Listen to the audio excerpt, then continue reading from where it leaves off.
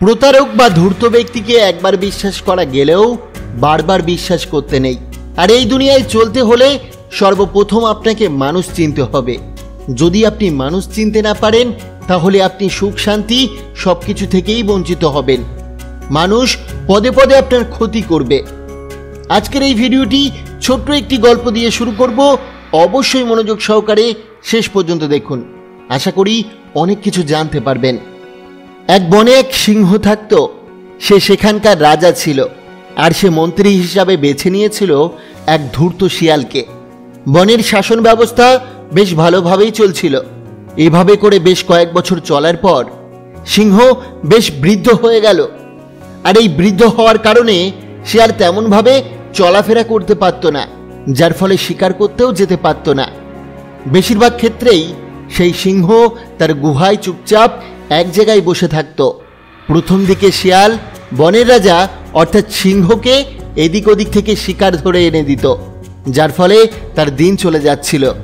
কিন্তু বনের পশুরা যখন জানতে পারল শিয়াল ছলচাতুরি করে শিকারগুলোকে ধরে সিংহের কাছে নিয়ে যায়, তখন তারা শিয়ালের থেকে দূরত্ব বজায় রাখার চেষ্টা করল।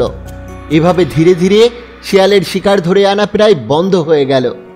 তাই প্রায় অর্ধেক দিন সিংহকে না খেয়েই দিন কাটাতে হতো। এভাবে না খেয়ে দিয়ে গুহার মধ্যে পড়ে থাকতে থাকতে সিংহটা প্রচণ্ড পরিমাণে দুর্বল হয়ে পড়ল। তখন তার শিকার করতে যাওয়া তো দূরের কথা, নিজের পায়ে ওঠার ক্ষমতাও সে ধীরে ধীরে হারাতে লাগলো। শিয়ালকে যেহেতু নিজের কাজের জন্য সিংহের কাছে যেতে হতো, তাই শিয়ালকে সিংহের সব কথা মানতে হতো। একদিন খিদের জ্বালা সহ্য করতে না পেরে সিংহ রেগে গিয়ে শিয়ালকে বলল, আজ যদি তুই আমাকে খাবার না এনে দিতে পারিস তাহলে আজই হবে তোর শেষ দিন, তোকেই মেরে আমি তোর মাংস খাবো। এ কথা শুনেই শিয়াল ভীষণ ভয় পেয়ে গেল। সিংহ রাজার হুমকি শুনে শিয়াল চিন্তায় পড়ে গেল। সে এখন কি করবে? তাই সে বসে না থেকে শিকারের খোঁজে বেরিয়ে পড়ল বনের এদিক ওদিকে। সে বনের বেশ কিছুটা দূর যাওয়ার পর হঠাৎ দেখতে পেল একটা হরিণ বনের মধ্যে এদিক ওদিক ঘুরে বেড়াচ্ছে, আর সেখানে থাকা ঘাস পাতা খাচ্ছে। হরিণকে দেখা মাত্রই শিয়ালের মাথায় কুবুদ্ধি আসলো, যদি এই হরিণকে আমি আমার কথার জালে ফাঁসিয়ে মহারাজের কাছে নিয়ে যেতে পারি তাহলে মহারাজ খুব খুশি হবেন, আর আমি মৃত্যুর হাত থেকে অন্তত বাঁচতে পারবো। এটা ভেবে শিয়ালটি হরিণের কাছে যায়, আর মিষ্টি মিষ্টি সুরে হরিণকে বলে, আরে হরিণ, তুমি তো খুব সুন্দর, তো এত রোদের মধ্যে কেন ঘুরছো, আর এমন শুকনো ঘাসপালা কেন খাচ্ছ? বনের পিছন দিকটায় অনেক কচি কচি ঘাসপাতা রয়েছে, আর সেখানে রোদের চাপও নেই। সেখানে গিয়ে খেলে রোদে তোমার সৌন্দর্য নষ্ট হবে না, আর সুন্দর খাবারও খেতে পাবে। চলো আমার সাথে। একথা হরিণ শোনা মাত্রই শিয়ালের কুবুদ্ধি সম্পর্কে হরিণ সচেতন হয়ে গেল, আর শিয়ালের কথায় সে কোনো সাড়া না দিয়ে উল্টে সেখান থেকে দূরে পালিয়ে গেল। হরিণটা যখন পালিয়ে গেল, শিয়াল তখন আর কি করবে?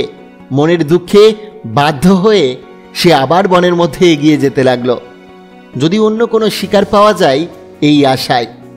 আবার বনের বেশ কিছুটা দূর যাওয়ার পর শিয়াল একটা সারস পাখিকে দেখতে পেল। সারস পাখিটা বনের গভীরে একটা জলাশয়ের পাশে দাঁড়িয়ে মাছ খাচ্ছিল।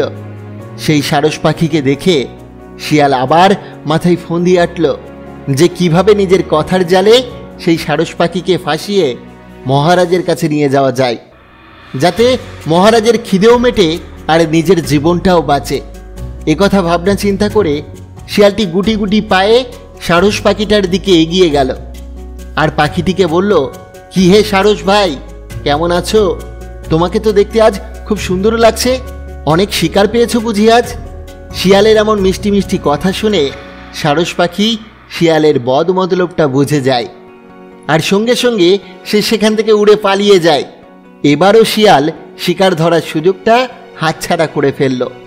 আবারও মন খারাপ করে শিয়াল বনের সামনের দিকে এগিয়ে যেতে লাগলো, এবং বেশ কিছুটা এগিয়ে যাওয়ার পর শিয়াল দেখতে পেল বনের এক প্রান্তে একটা গাধা বিশ্রামরত অবস্থায় রয়েছে। গাধাটিকে দেখা মাত্রই আবারও শিয়ালের মাথায় কুবুদ্ধি আসলো। শিয়াল দেরি না করে সঙ্গে সঙ্গে গাধাটার দিকে এগিয়ে গেল, আর গাধাটিকে বলল, কি ব্যাপার গাধা মহারাজ, ঘুমাচ্ছেন কেন? গাধা বলল, আমাকে মহারাজ কেন বলছো?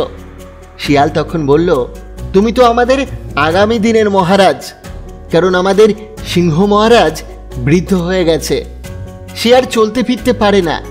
তাই পরিশ্রম করা একজন লোককে তো চাই যে আমাদের রাজা হবে। তুমি কত ভালো দেখো, কিন্তু তোমার ভাগ্যটা তো খারাপ। সবাই শুধু তোমাকে খাটায়, বিনিময়ে পারিশ্রমিক হিসাবে তুমি কিছুই পাও না। তাই মহারাজ চিন্তা করেছেন এমন একজন ভালো লোককেই সে রাজা বানিয়ে প্রাণ ত্যাগ করবেন। শিয়ালের এই মিষ্টি মিষ্টি কথায় গাধা সম্পূর্ণ গলে গেছে। সে শিয়ালের চাতুর্যতা আর ধরতে পারল না। শিয়াল বলল, মহারাজ বলেছেন তোমাকে সঙ্গে করে নিয়ে যেতে। এ কথা শুনে গাধাটি বলল, সত্যি আমি কি রাজা হব? এ কথার উত্তরে শিয়ালটি আবারও বলল, তোমাকে আমাদের পরবর্তী রাজা হিসাবে আমাদের মহারাজ ঘোষণা করবেন। তাই তোমাকে অনেকক্ষণ থেকে খুঁজছিলাম, আর শেষমেশ তোমাকে এখানে এসে পেলাম। এ কথা শুনে গাধাটি আনন্দের সাথে শিয়ালকে বলল, আরে তাই নাকি? তাহলে আমিই হব পরবর্তী রাজা। চলো চলো, দেরি না করে তাড়াতাড়ি যাওয়া যাক। এ কথা শুনে শিয়ালটি ভারী আনন্দের সাথে বলল, চলো আমাদের হবু মহারাজ, আর দেরি করে লাভ নেই। এই বলে শিয়াল সঙ্গে করে সেই গাধাটিকে নিয়ে গুহার দিকে এগিয়ে চলল। আর গুহার ভিতরে বসেছিল সেই বৃদ্ধ সিংহটি। গুহার কাছে পৌঁছাতেই শিয়ালটি গাধাটিকে সেই গুহার মধ্যে নিয়ে গেল।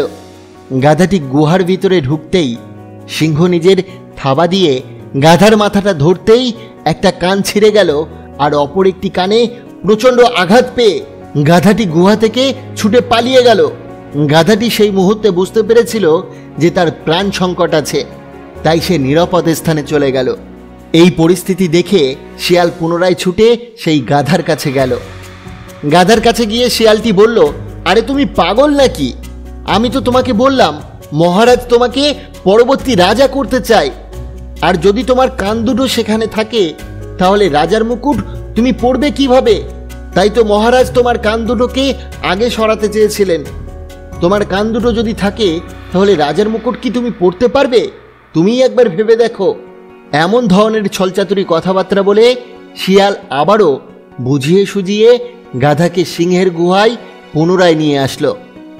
এবারে সিংহের এক থাবায় গাধাটির লেজটা কাটা পড়ে যায়। আবারও গাধাটি প্রচণ্ড আঘাত পেয়ে সেখান থেকে পালিয়ে যায়।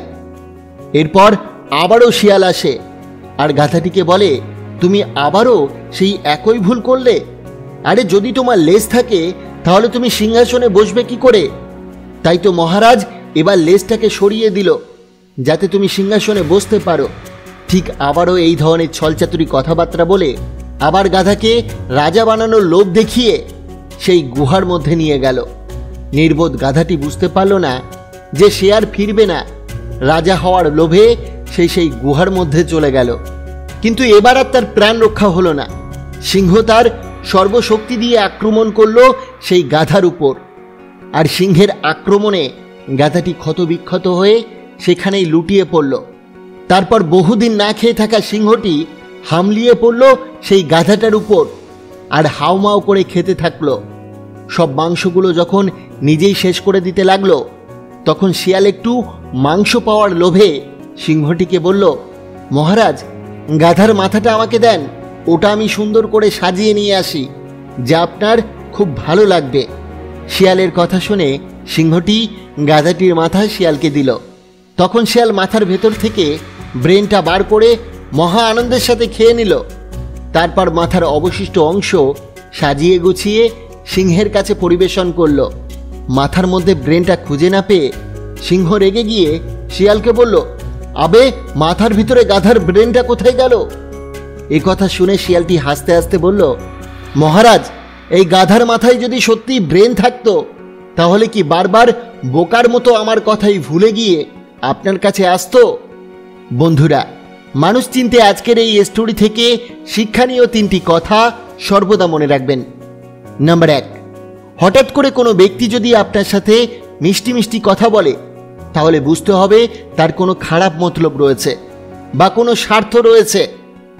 নাম্বার 2, লোকের কথা শুনে কখনোই লাফানো যাবে না, অর্থাৎ লোকের কুমন্ত্রণা শুনে নিজের ভালো কাজকে খারাপ করা কখনোই উচিত না। নাম্বার 3, সাদাসিধে মানুষ হওয়া ভালো, কিন্তু বোকা হওয়া কখনোই ভালো না। বন্ধুরা, আশা করি ভিডিওটি আপনার অনেক ভালো লেগেছে। অবশ্যই ভিডিওটিকে একটি লাইক করবেন, কমেন্ট করবেন, প্রিয়জনের কাছে শেয়ার করতে ভুলবেন না। আপনাকে অসংখ্য ধন্যবাদ ভিডিওটি শেষ পর্যন্ত দেখার জন্য।